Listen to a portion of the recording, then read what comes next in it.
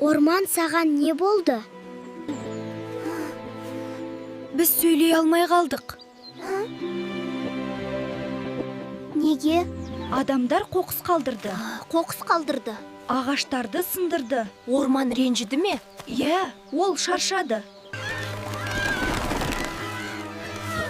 Тағы адамдар келді ме? Қорықпаңдар.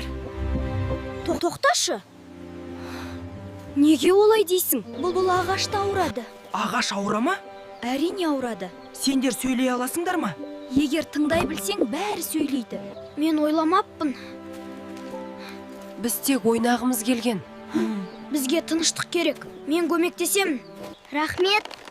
Мен енді тас лақтырмаймын. Орман сендерге сенеді.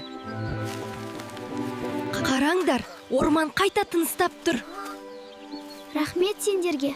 Біз әрқашан тыңдаймыз. Мен ертең тағы келемін. Көмектесу үшін.